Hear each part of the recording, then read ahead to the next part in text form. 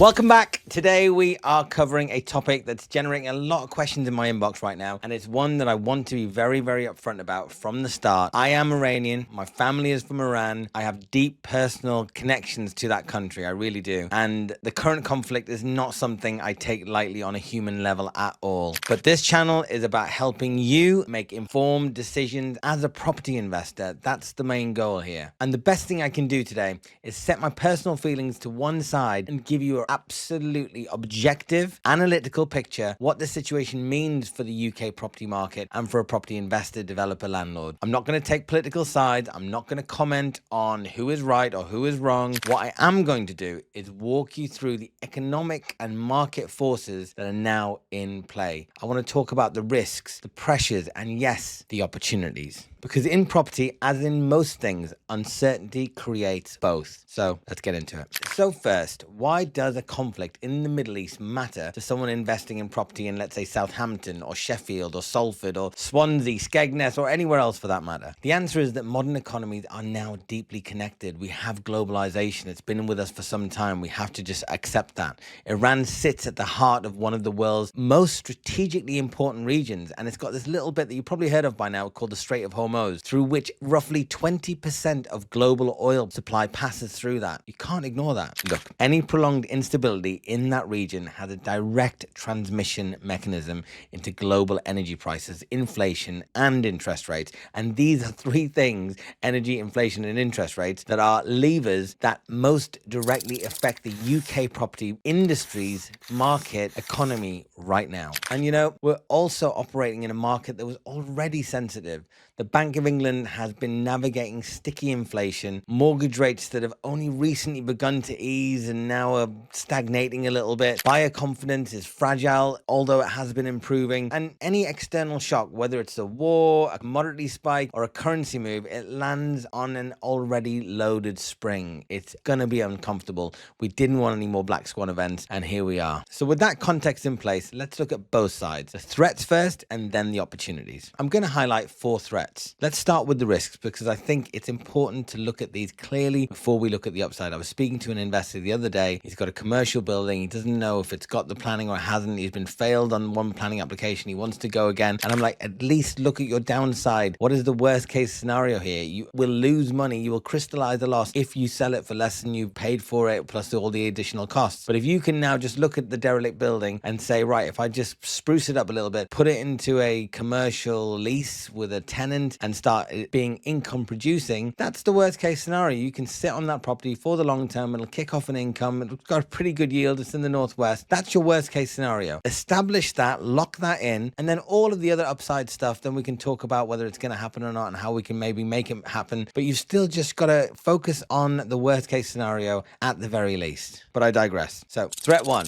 Energy costs and inflation, and this is a big one. If oil prices spike significantly as a result of this conflict, and they have already moved, you will have noticed it at the petrol pump, that feeds through into everything. So you've got fuel costs for builders, heating bills that squeeze tenant affordability, you've got insurance premiums, material costs, a whole array of costs. Inflation is the silent tax on property investors, and rising energy prices are one of its biggest drivers. And here's the thing, if we see a sustained oil price rise of, let's say, 20 or 30%, that will apply real pressure to operating margins. I mean, particularly for the HMO landlords or the larger portfolio landlords with high utility exposure. Of course, inflation can also reduce your LTV over time. I'm not going to deny that, but it does come at an operational cost for many, especially in the short term. Threat 2, interest rate trajectory. This is probably the most direct mechanism for UK property. The Bank of England has been cautiously moving towards rate cuts, which has been helpful for many, but the bank watches inflation above absolutely everything else. A significant energy-driven inflation spike could force them to hold, or in a worst case, reverse course,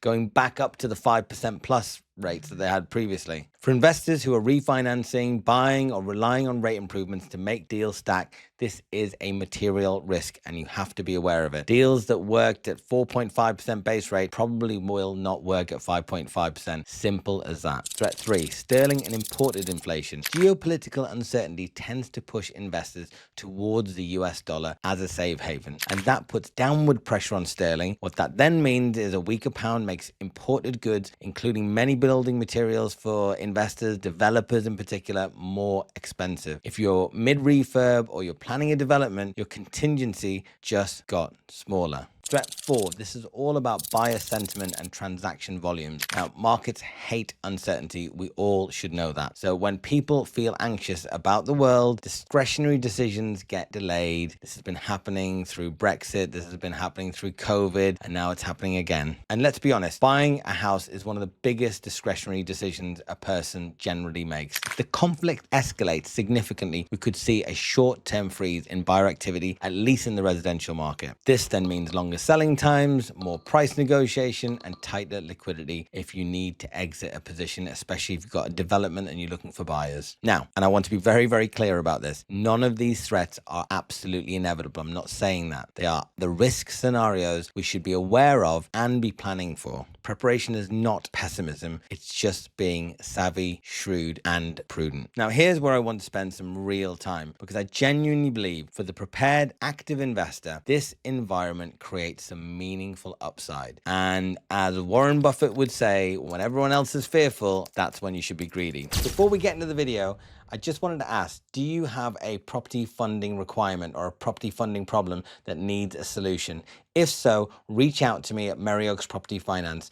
Merry Oaks Property Finance is a brokerage that I set up in 2021 to support SME property investors and developers like myself, like you, with all of your funding requirements. So if it's development, bridging, commercial, anything property finance related, the more complex, the better as well, because we're very used to those types of things. If you're a portfolio landlord, whatever you might need, let us know. Reach out to us. Let's have a conversation and see where we go. Now, back to the episode. I really hope you enjoy it. Opportunity 1, flight to tangible assets. So when financial markets are volatile and currencies are under pressure, investors across the world move capital into real estate and into real assets. So property, particularly in stable, transparent, rule of law countries like the UK, become incredibly valuable and attractive. We've seen this pattern before, 2008, COVID, Brexit. In every single case, bricks and mortar proved its store of value credentials. Global uncertainty tends to reinforce the case for UK property as an asset class and not undermine it. And I'm seeing it happen with investors in the UK market from overseas investors looking at UK real estate. They're looking at it as a safe bet at the moment. That is a real thing. I've got a building in Chelsea right now where investors from all over the world are looking at this particular asset to see if they can use it as a store of wealth for the long term. So if you're an agent, and I absolutely love estate agents, if you're an agent and you're in this space, you will have buyers from all over the world.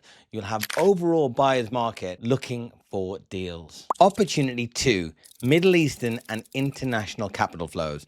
Now, this is a very nuanced point, and I want to handle it very, very carefully, because in times of regional instability, high net worth individuals and families in affected regions look to move capital to stable jurisdictions, which is part of the point that I was making before. The UK, London in particular, inside the M25, let's say, and actually all the other major regional cities, you've got Birmingham, Manchester, maybe even Leeds and Newcastle, have all of these places have historically been a primary beneficiary of capital flight. We've seen this pattern from Gulf states, from Turkey, and yes, Iran historically. London prime property, areas like Kensington, and increasingly these days, Manchester and Birmingham, they absorb that demand. So if you're in those markets or in premium rental stock, this could meaningfully support prices and yields. Now, just to be very, very human about this stuff, this is through tragedy, through crisis. This is not something that I'm like shouting from the rooftops going, hey, this is an absolutely fantastic opportunity and, you know, let's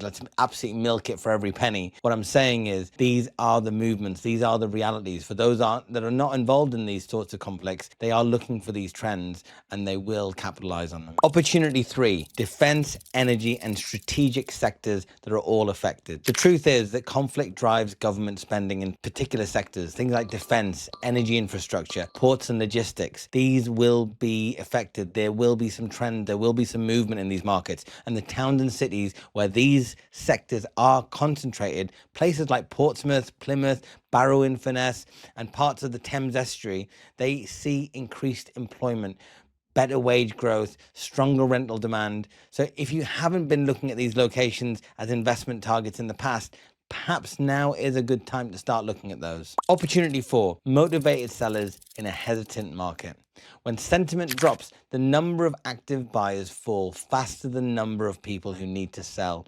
People still divorce, people still relocate. A lot of people ask me all the time, how's the market? I'm saying things are still moving. Estates need selling. It never ends. And in a market where hesitant buyers have stepped back, the motivated, prepared, cash-ready investor gains significant negotiating leverage. So if you have dry powder right now, this is exactly the environment where you can buy well below the market value and what would possibly be a fully confident market. Opportunity 5, the UK stability premium. Now, the UK, for all its political noise over recent years with so many prime ministers, etc., remains still one of the most legally robust and transparent and stable market in the entire planet. So living in Spain and living in Hong Kong and traveling the world and experiencing different property markets, including Dubai, I chose to go all in on the UK, and it's largely because of this. It's an absolute stable market and globally renowned. And you know, in a world that is becoming more geopolitically fractured, that stability has a price, and that price tends to go up, not down. When the rest of the world feels more and more dangerous, international investors pay a premium for UK property, and it's not a side effect of global instability. It is a structural feature of it. It's really important to distinguish that exact thing. So where does that leave you as an investor? My honest view is this: the fundamentals of the UK property market have not changed. I've been saying the same thing, banging the same drum since 2015, since I got back from Hong Kong.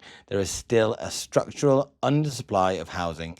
The population still is growing. The planning system remains restrictive. Rental demand is at record levels. Those things are not going to change because of the conflict in the Middle East, or if it reverses or goes ahead. What the current situation does is add a layer of volatility to your operating environment, and that you have to be completely okay with and aware of. And the right response to volatility is not to just freeze, it's to stress test, to stay liquid and to know your numbers better than ever. And you've got to run more scenarios than just the optimistic one. You've got to have a best case, worst case, middle case scenario in every single market. But now have even more variables, have even more stress testing to see how things could go. And here's the reality. Nobody that I know that is serious about property is just like packing up and going home. That's just not happening. They're rolling up their sleeves and getting busier. One of the biggest mistakes I made in my career, and it's no secret, was to not continue buying from 2008 through to 2015. That was one of the best times to buy in the last 25 years,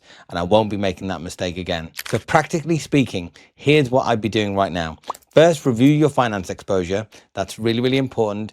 See how much dry powder you could have, see how much equity you're sitting on, how much capital you can release. So if you're in a variable rate debt model, what your numbers look like if rates stay flat or they start to go up, you need to have a look at what the next 12 months looks like. You have to plan accordingly. Obviously, if you're in a fixed rate period, you won't be affected by any interest rate volatility, so you don't have to worry as much, but you do need to stress test if you're on those variable rates. And second, look at your energy arrangements. If you're a landlord, especially doing HMOs with all bills inclusive, if you're absorbing those costs, you've got to find ways to try and mitigate the fact that those tenants could be increasing your costs by just consuming day-to-day energy for electricity and heating, etc. You've got to make sure that you're on the cheapest possible rates and future-proof that as much as possible. You might even think about putting in some excess agreements. So if somebody does go wildly over what there is reasonable allowance for usage, you can start to charge them out their deposit, etc. And third, if you have capital ready to deploy, pay close attention to motivated seller opportunities. This is where experienced investors build their best positions. They really, really are going to capitalize in these moments. And fourth, keep a close eye on locations. I mentioned defense corridors, port towns, energy infrastructure. A lot of people talking about data centers these days. Look out for these sorts of things. I did a recent video for the Bedford development where Universal Studios is coming out. Look for all those types of places, because the truth is they could outperform significantly over the next 2 or 3 years. So this was a bit of a hard one for me to talk about, to be honest. But as always, if you want to go deeper on any of this, if you want to look at investing, developing or growing, the link for a strategy call is in the description below. This is exactly the kind of environment where you're looking at opportunities, having a clear plan it all makes a very big difference and a significant difference to your outcomes over time. Thank you for watching. I know this is a topic that touches more than just the investment for many people, and I appreciate you allowing me to just approach it as objectively as I possibly can. If you like what you're hearing, if you like the content, if you're liking these videos, please hit the subscribe button, hit the like button. If you found it useful, do share it with people. Send me a comment as well. Let me know your thoughts. I'd really like to hear from you, and I shall see you on the next one.